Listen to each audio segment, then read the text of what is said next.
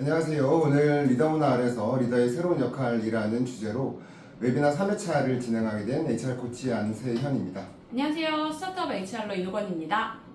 네, 오늘로 벌써 3회차를 맞이하게 되었는데요. 지난 강의들에 이어서 3강에서는 리더의 세 가지 역할 중 저희가 가장 중요하다고 생각하는 리더의 조직 문화 전파에 대해서 말해보려고 합니다. 오늘 세션 역시 45분에서 50분 정도로 구성이 되어 있고 지난 강의들에 대한 간단한 서머리와 조직 문화의 의미 그리고 조직 문화를 잘 전파하기 위해서 어떻게 정의하고 전파하고 내재화하는지 이런 방법을 단계별로 이야기해 보도록 하겠습니다. 오늘 혹시 처음 보시는 분들을 위해 먼저 저희 소개부터 다시 드리고 시작하겠습니다. 저는 HR 코치 안세현이라고 합니다. 기업 내부에서 20년 정도 HR을 담당했었고요. 삼성에서 커리어를 시작했고 글로벌 소프트웨어 기업인 SAP로 옮겨서 10년 정도 한국 법인 HR 헤드 겸 HRBP로서 글로벌 프랙티스를 경험했습니다. 이후에는 스타트업 씬으로 옮겨서 지금은 유니콘이 된 스타트업 한국 시정데이터의 피플 앤 컬처 팀을 리드했습니다. 현재는 업스트림이라는 HR 코칭 회사를 설립하고 다양한 기업들의 조직과 사람 관련 문제를 풀 수 있도록 외부에서 도와주는 HR 코치로 활동을 하고 있습니다. 네, 저는 스타트업에서 HR하는 이노건이고요. 첫 번째 커리어는 ST 유니타스에서 시작했고 패션 테크 기업 브랜디, 사회적 기업이자 풀필먼트 테크 기업인 두엔지, 그리고 KCD와 함께하고 있는 신용평가사 KCS를 거쳐서 지금은 오토스테이라는 세차 플랫폼 기업에서 HR 리드 겸 CEO를 맡고 매우 고군분투하고 있는 중입니다. 반갑습니다. 네, 오늘 강의 주제에 들어가기 앞서서 지난 두 강의의 중요한 내용들을 간단하게 짚어보고 시작하면 좋을 것 같은데요. 이 세미나는 지금까지의 조직 문화는 틀렸다라는 주제로 4회차까지 구성이 되어 있고 오늘이 3회차인데요. 조직 문화가 틀렸다는 조금 자극적인 웨비나 주제이긴 했지만 정확하게는 조직 문화가 틀린 것이 아니라 조직 문화 전파 방식이 틀렸다는 말씀을 드렸었고요. 그리고 이렇게 그 이유도 말씀을 드렸습니다. 첫 번째로 시대와 세대가 변함에 따라 구성원들은 달라졌는데 조직 문화 전파 방식은 여전히 과거에 머물러 있다는 말씀을 드렸었고요. 두 번째로 이런 변화를 인지하지 못하고 예전처럼 HR이 주도하는 문화 전파 방식에 대한 구성원들의 거부감 그리고 그로 인한 부작용도 짚어보았습니다. 또 컬처덱 같은 글로서 문화를 전파하는 방법이나 피상적인 이벤트로 문화를 전파하는 것에 대한 저희의 비판적인 생각도 밝혔었죠. 네, 이어서 다수의 기업들이 조직 문화에 대해서 완전히 잘못 이해하고 있다고도 말씀드렸었는데요. 그 대표적인 오해로 조직 문화는 사실 장거리 마라톤처럼 길게 봐야 되는데 단기적인 기대를 하는 기업들이 많은 현실을 말씀드렸었고 두 번째로 어느 기업에나 정답으로 적용되는 만능 조직 문화 공식이 있다고 믿는 현실에 대해서도 이야기를 했습니다. 그리고 마지막으로 꽤 많은 CEO들이 조직 문화를 사람에 대한 투자나 복리후생으로 생각하고 있다는 점을 이야기하면서 조직 문화는 시스템, 더 나아가서 생태계가 되어야 한다고도 말씀을 드렸습니다. 그럼에도 조직 문화는 점점 더 중요해지고 있다고도 말씀을 드렸었는데요. 그 이유로 조직 문화는 현재보다 미래의 성과에 더 큰 상관관계를 가지는 미래 성과 지표있고 문화를 통해서 궁극의 효율을 창출할 수 있다는 점 그리고 인재 채용과 유지에 큰 도움이 된다는 점을 들었습니다. 1강에서 결국 저희가 하고 싶었던 말은 이 말이 아닐까 싶은데요. 저희는 조직 문화 자체의 반기를 들기보다는 조직 문화의 전파 방식이나 그 매개가 완전히 틀렸다는 말을 하고 싶었습니다. 저희는 문화는 실질이 되어야 하고 실질은 대기나 이벤트가 아닌 사람으로 표현되고 사람으로 전파되어야 된다고 생각을 합니다. 우리는 그 대표적인 사람이 리더라고 생각을 하고요. 그러기 위해서 리더가 조직 문화의 표본이 되어 단지 조직의 성과 창출만 하는 것을 넘어서 조직 문화 전파와 인재 밀도 관리까지 책임을 지는 것 그리고 CEO와 HR이 이를 지원하는 역할로 전환되어야 한다고 믿습니다. 바로 이것이 우리가 말하는 리더 문화입니다. 네, 이 강에서는 본격적으로 리더 문화에서 리더의 세 가지 역할, 즉 성과 관리, 조직 문화 전파, 인재 밀도 관리 중 첫 번째 성과 관리에 대해서 알아보았는데요. 성과 관리는 리더가 조직이 기대하는 결과를 달성하기 위해서 팀을 관리하는 과정이라고 말씀드렸습니다. 그런데 성과를 내는 주체인 이 팀은 사실 사람과 돈과 시간으로 이루어져 있거든요. 결국 리더는 조직 구성원을 통해 조직이 기대하는 결과의 성과를 만들기 위해 이 세 가지 사람, 돈, 시간이라는 회사의 자원을 매니지하는 것이라고 볼 수 있습니다. 리더 문화 속의 성과 관리에서 가장 중요한 두 가지 핵심은 첫 번째, 조직이 목표를 수립하고 계획하는 단계에서부터 리더가 극단의 주도성을 가지고 있어야 한다는 것이고, 두 번째는 목표를 달성하는 과정에서 리더에게 먼저 완전한 권한과 책임을 부여할 수 있어야 한다는 것입니다. 그래야만 리더 문화의 핵심인 리더가 조직을 책임지는 온전한 관리자가 될 수 있고, 전사적인 공감대가 건강하게 형성될 수 있습니다. 목표를 달성하는 과정에서 리더가 성과나 조직에 대한 관리를 온전히 잘할 수 있도록 리더에게 완전한 권한과 책임을 사전에 줘야 한다고 말했는데요. 좀 과감하게 들리실 수 있지만 저희가 말씀드린 권한은 평가와 보상에 대한 전권입니다. 즉 채용 결정권, 조직 총예산 운영권, 보상권, 조직 운영권, 헤드카운트 버짓 권한, 그런 모든 것들을 포함하는 것이고요. 또 이런 권한을 부여하기 힘든 미성숙한 리더는 결과적으로 자격이 부족한 리더라고 판단하고 궁극적으로 리더의 자리에서 내리거나 또 이별하거나 하는 스텝들을 밟아 나가야 한다고도 말씀드렸습니다. 지금까지 1강과 2강에 대해서 짧게 서머리해드렸는데요. 1, 2강을 아직 못 보신 분들이 있다면 저희 업스트림 유튜브 채널에서 풀버전을 올려놨으니까 나중에라도 한번 보시면 도움이 되실 것 같고요. 오늘은 리더 문화에서 리더의 3가지 역할 중 성과 관리에 이어 조직 문화 전파에 대해서 알아보겠습니다. 조직 문화를 잘 전파하려면 어떻게 해야 할지, 그 안에서 리더, CEO, HR의 역할이 어떻게 될지 알아보겠습니다. 네, 어떤 개념을 완벽하게 이해하기 위해서는 단어의 정의를 분해해보는 것이 도움이 된다고 생각을 하는데요. 조직 문화 또한 단어의 뜻부터 알아보면 좋을 것 같습니다. 문화는 뭐고, 그리고 또 조직 문화는 무엇일까요? 문화는 사전에 특정 집단이 공유하는 생활 방식, 가치관, 신념이라고 적어 두었는데요. 좀 딱딱해 보이긴 하지만 쉽게 생각하면 그렇게 어렵지는 않습니다. 우리가 문화라는 말을 처음 들었을 때 머릿속에 떠오르는 그 문화를 그대로 생각하면 됩니다. 보통은 나라나 세대, 지역, 민족의 특성을 말할 때 우리는 문화라는 표현을 많이 쓰는데요. 그럴 때 우리는 문화의 고유성이나 상대성, 집단성, 보편성, 그리고 지속성을 바탕으로 문화를 생각합니다.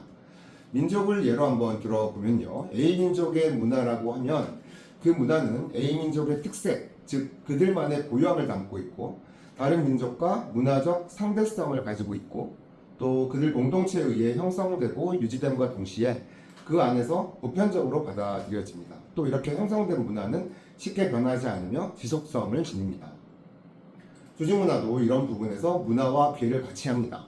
조직 문화 또한 기업만의 고유성을 띠고 있고 다른 기업의 상대성을 가지고 있으며 집단적으로 형성된 보편성과 또 잘 안착된 조직 문화는 지속성을 가지게 되는 거죠. 그리고 문화의 옳고 그름을 따지지 않는 것처럼 조직 문화 역시 옳고 그름 또는 우월함과 열등함을 판단할 필요가 없습니다. 단지 그 회사에 맞거나 맞지 않을 뿐입니다. 속한 산업과 시장, 고객, 전략 또는 제품에 따라서 필연적으로 달라야만 했던 맥락이 있기 때문이죠. 이게 모든 조직에 적용되는 이상적인 조직 문화 공식이 존재하지 않는 이유이기도 합니다. 그런데 차이점도 있습니다. 조직 문화에서 방점은 조직의 목표 달성을 위해라는 말이 있습니다. 조직 문화는 결국 조직의 성공을 위해 존재한다는 말인데요. 이 말은 아무리 좋은 문화라고 해도 조직의 성공을 오히려 방해한다면 존재 가치가 없다는 뜻이기도 합니다. 또 문화는 자연 발생적인 것에 반해 조직 문화는 기업에 의해서 의도적으로 정립되고 주입되는 면이 있습니다. 강력한 문화를 지향하는 기업의 경우 문화를 내부 지침과 동일하게 여기기도 하는데요. 이런 기업들은 업무 방식과 의사소통 방식을 아주 구체적으로 규정하고 이걸 평가하기도 합니다. 바로 이러한 목적성 그리고 의도성의 의무가 문화와 조직 문화의 가장 큰 차이입니다. 기업들은 목적과 의도를 가지고 조직 문화를 정립하고 전파하고 조직 곳곳에 내재화하려고 할까요? 그에 대한 답은 잘 자리 잡은 그리고 우리 회사에 맞는 문화는 조직의 성공을 위한 정말 중요한 기반이 되기 때문입니다. 조직의 협업 방식, 그리고 의사소통 방식, 업무 방식 등 겉으로 보이고 들리는 직장에서의 모든 행위들은 근본적으로 조직 문화에 뿌리를 두고 있습니다.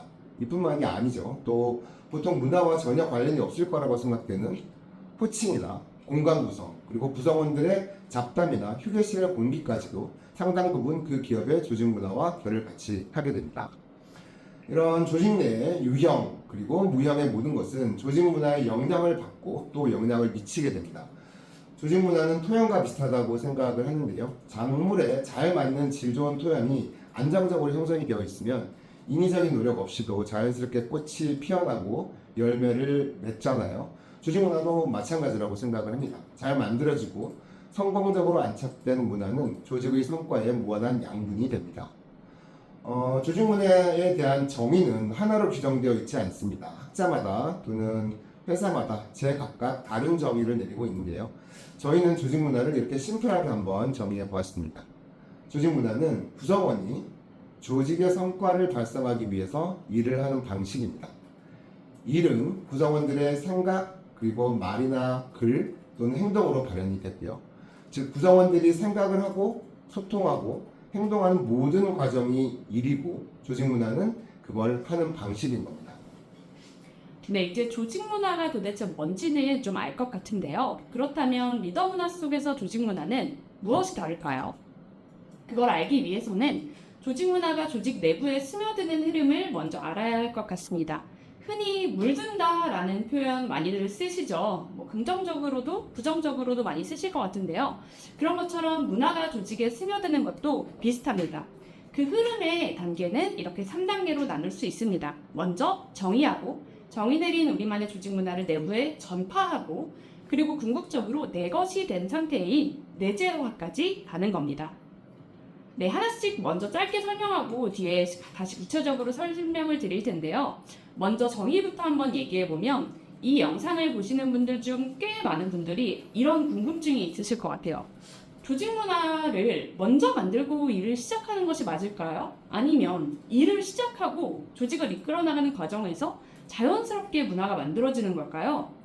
여러분들 어떻게 생각하시는지 궁금하지만 물어보진 않겠습니다. 네. 이건 앞에서 설명드린 문화와 조직 문화의 차이점을 한번 생각해보면 이해하기 쉬우실 텐데요. 조직 문화와 문화의 차이가 바로 목적성과 의도성이라고 말씀드렸잖아요. 네, 맞습니다. 물론 기업의 어느 정도 단계까지는 문화가 자연스럽게 형성되기도 하지만 그걸 조직 내부에 제대로 전파하고 내재화하기 위해선 어느 순간에든 누군가에 의해 문화가 명확하게 정의되고 명문화되어 의도적으로 조직에 공유되어야 합니다. 이 조직 문화를 정의하는 데 있어서 가장 중요한 키워드는 바로 CEO와 컬처덱인데요. 회사의 조직 문화는 CEO로부터 시작된다고 해도 과언이 아닙니다. 아마 이 영상을 보시는 분들 중에서 이 사실을 부인하고 싶으신 분들도 있을 것 같아요. 뭐 민주적으로 또는 바텀업으로 문화를 형성할 수 있진 않은지 의문이 드실 겁니다. 하지만 그건 조직의 생리를 이해하지 못한 발산에서 비롯된다고 감히 생각합니다. 조직은 위에서 아래로 흐릅니다.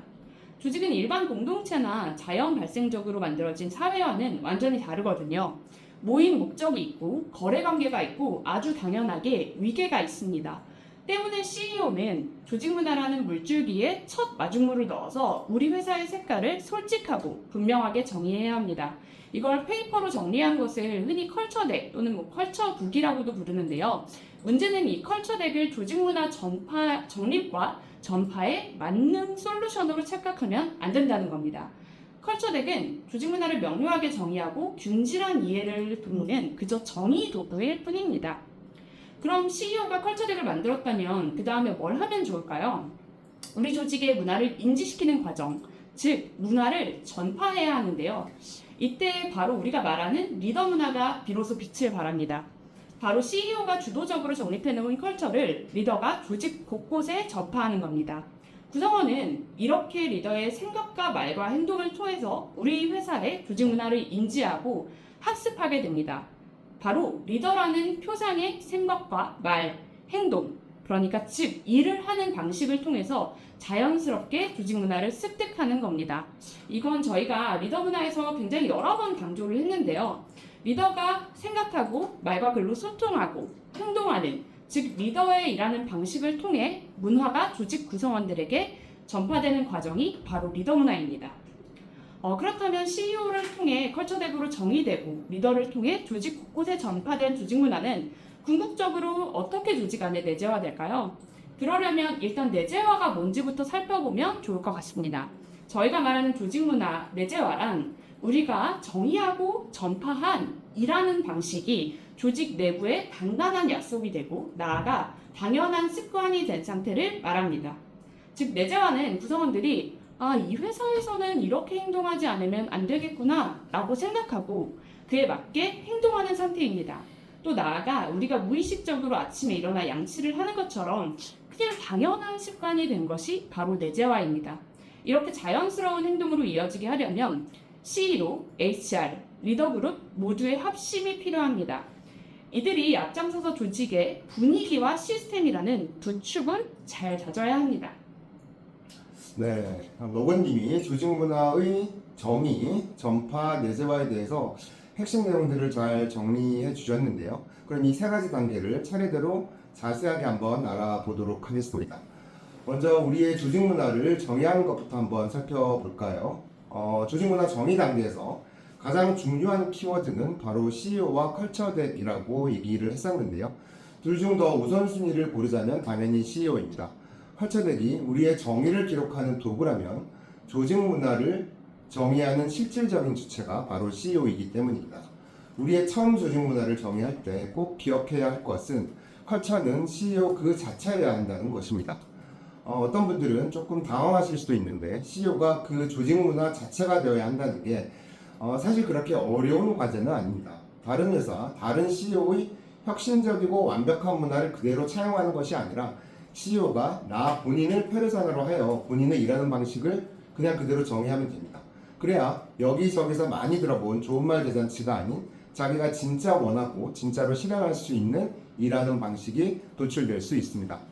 가끔 회사의 정체성과 본인의 말이나 행동이 일치하지 않는 CEO가 있을 수도 있는데요. 너무 많죠. 그건 솔직하지 못한 조직 문화를 만들었기 때문입니다. 그러니까 CEO가 솔직하고 분명해야 조직 문화의 연결성이 생깁니다. 솔직해야 자연스럽게 행동으로 이어질 수도 있습니다. 여기서 솔직함의 정도는 문화 그 자체인 CEO가 내가 만든 정의를 지키기 위해서 힘들게 노력하지 않아도 될 정도, 이 정도의 솔직함이면 충분합니다. 그럼 조직 문화의 정의는 누가 하는 걸까요? 저는 초기 스타트업이라면 CEO가 먼저 설계하는 게 맞다고 생각을 하고요. CEO의 정의에 따라서 컬처덱을 만들고 그 내용에 따라 리더십 그룹을 영입하고 같은 색깔로 만들어가는 과정을 거치게 됩니다. 그 다음에 리더십 그룹이 점점 커지는 단계가 오면 리더십 그룹과 그걸 계속 조율해 나가고 발전시키는 작업을 지속해 나가야 한다고 생각을 합니다. 다음은 컬처덱을 만드는 것에 대해서 이야기를 한번 해보겠습니다. 저희가 1강부터 계속해서 조직문화 전파의 한계점으로 컬처덱의 한계를 계속 언급했었는데요. 이게 컬처덱이 잘못된 거다 또는 컬처덱을 만들면 안 된다 이런 얘기는 절대 아닙니다. 그동안 기업들이 컬처덱을 열심히 만들고 또 열심히 디자인해서 배포하고 끝낸 것에 대한 한계점을 말씀드리는 겁니다. 그럼 도대체 컬처덱을 만들어야 하나 또는 만들지 말아야 하나 혼란스러우실 수 있을 것 같은데요. 헷갈리지 않도록 제가 정확하게 말씀을 드리도록 하겠습니다. 조직 문화를 정의하고 공유하려면 컬처덱은 필수적으로 필요합니다. 그런데 컬처덱은 우리의 조직 문화를 정의하고 구성원들이 균질하게 이해를 할 수 있게 도와주는 약속 도구일 뿐입니다. 컬처덱을 만들어 놓은 것만으로 조직 문화의 전파나 내재화가 되기를 바라는 것은 안 됩니다. 그런데 한동안 크게 유행했던 컬처덱은 왜 이렇게 최근 무용한 존재가 되었을까요? 컬처덱에 대한 과한 기대만으로는 설명이 안 되는 것 같은데요. 먼저 첫 번째 이유는 솔직하지 못해서입니다. 조직 문화를 정의하는 데 있어서 제일 중요한 것은 CEO라고 말씀드렸는데요. CEO가 솔직하고 분명하게 우리의 문화를 정의하는 그것이 잘 안 됐기 때문에 컬처덱이 현재 무용하게 된 거라고 생각을 합니다. 특히 몇 년 전까지 컬처덱은 채용 시장에서 일종의 브랜딩용으로 쓰이는 경우도 굉장히 많았었고요. 채용 시장 경쟁이 심하다 보니 어쩔 수 없이 인재상이나 일하는 방식을 솔직하게 쓰기 쉽지 않았을 거라고 생각을 합니다. 그런데 이렇게 채용 브랜딩 목적으로 쓰인 컬처덱은 아마 지금은 별로 효용이 없으실 겁니다. CEO의 생각에서 시작되지 않았고 실제 우리가 일을 하는 방식을 그대로 표현한 것도 아니었고 그냥 예쁘고 매력적으로 보이게 만드는 데 집중하다 보니까 대외적인 포장지와 내부와의 괴리가 생길 수밖에 없고 이로 인한 갈등도 아마 겪으셨을 겁니다. 두 번째 페인 포인트는 비즈니스와 연결되지 않아서입니다. 조직 문화 의미에서 말씀드렸듯이 문화는 사람이 일하는 방식이고 사람이 일을 하는 과정에서 계속 발현되는 것인데요. 지금까지의 컬처덱은 일과 문화를 분리해서 써놓은 경우가 많았습니다.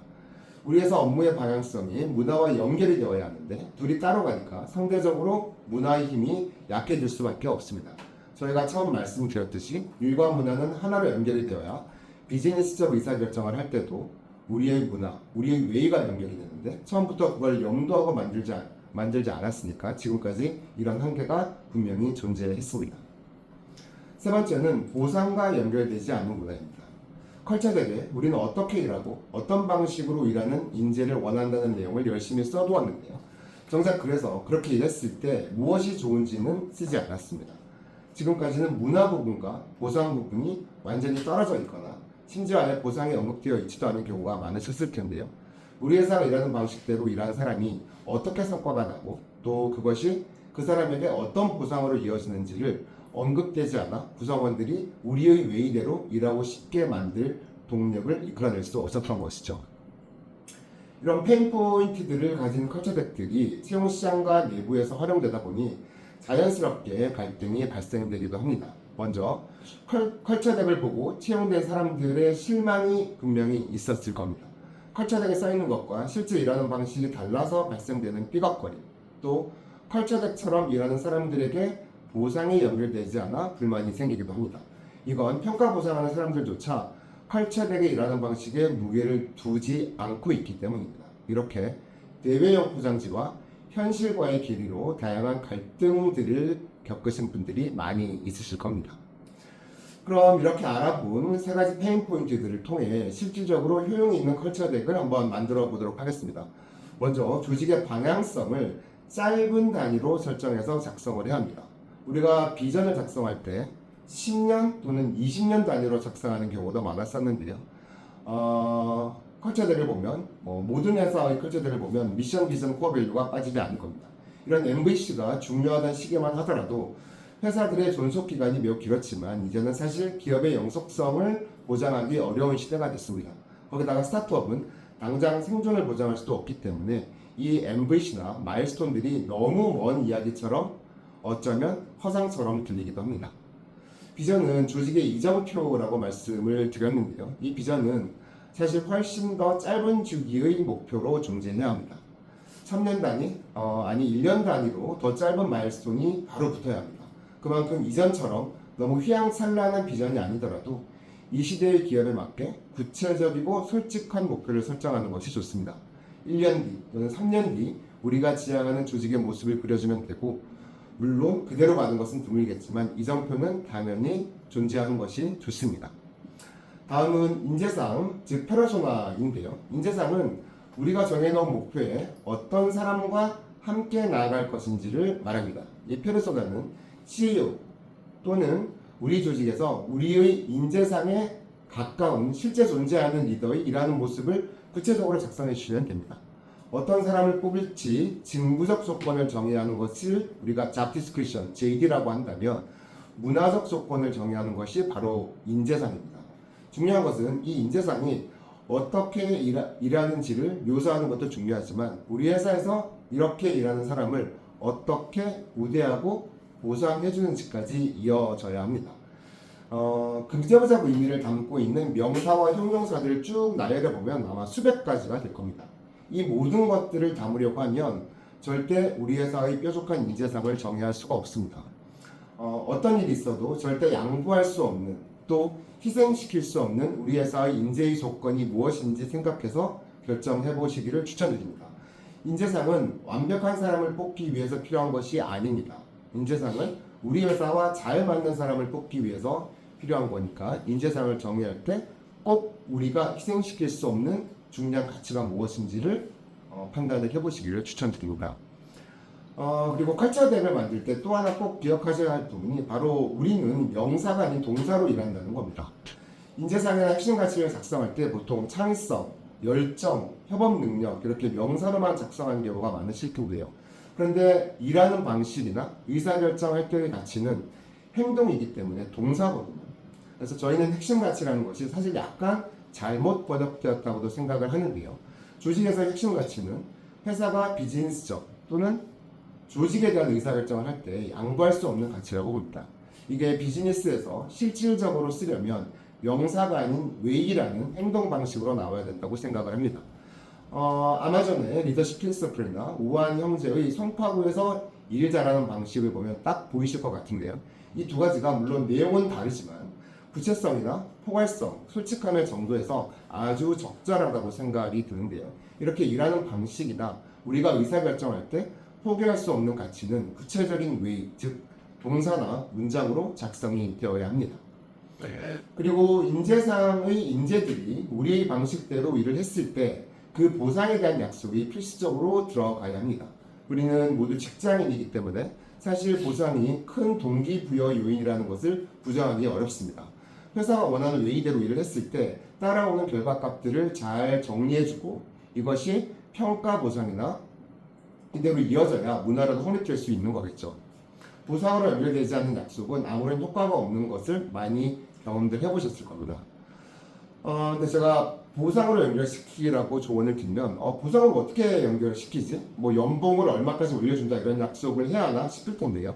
사실은 그렇지 않습니다. 우리가 정한 일하는 방식대로 즉 우리의 웨이대로 일을 잘하는 구성원은 분명히 인정을 받게 될 거고요. 그러면 더 많은 역할을 자연스럽게 할 수밖에 없을 겁니다. 결국 책임의 범위가 커질 수밖에 없을 거고요. 이는 프로모션을 의미합니다. 프로모션이 된다면 당연히 금전적 보상도 뒤따라오게 되겠죠. 즉 우리의 웨이대로 일을 하면 이렇게 인정을 받고 인정을 받으면 빠르게 성장하고 승진을 하는구나 라는 것을 구성원이 보고 인지할 수 있어야 합니다. 마지막으로 컬처 덱보다는 저는 컬처 위키를 만들어 보라고 추천드리고 싶은데요. 저희가 가장 중요하게 말씀드리고 싶은 내용 중 하나입니다. 처음에는 CEO가 정의를 하고 리더 그룹이 추가되고 기업의 스테이지가 변하면서 문화는 언제든지 변화하고 바뀔 수 있다고 말씀드렸는데요. 이에 맞춰서 컬처 덱은 컬처 위키 형식으로 작성이 되면 좋습니다. 디자인이나 형식에 많이 매달릴 필요가 전혀 없고요. 언제라도 바로 수정할 수 있는 형태가 되면 좋습니다. 덱이랑 위키랑 무슨 차이냐 궁금하실 수도 있을 텐데요. 저는 이렇게 정의를 해봤습니다. 좋은 말 대잔치보다는 행동 원칙 위주의 웨이를 작성하고 경직된 헌법보다는 가벼운 실행 원칙 위주로 그리고 수정 불가능한 책자보다는 변경 가능한 문서로 작성을 해야 합니다. 위키 페이지처럼 스테이지나 시장 또는 제품이 변함에 따라 계속해서 변화하고 조정할 수 있다는 게 핵심입니다. 저는 예전에 구글 프레젠테이션으로 작성을 해서 수정이 필요한 경우 바로바로 수정하는 기억도 있는데요. 꼭 이렇게 하지 않더라도 수정하는 과정이 번거롭지 않도록 만들어서 계속 디벨롭 해나가는 것이 중요합니다. 맞습니다. 그럼 이번에는 이렇게 잘 정의된 조직 문화를 어떻게 조직에 공유하고 전파하는지에 대해서 알아보겠습니다.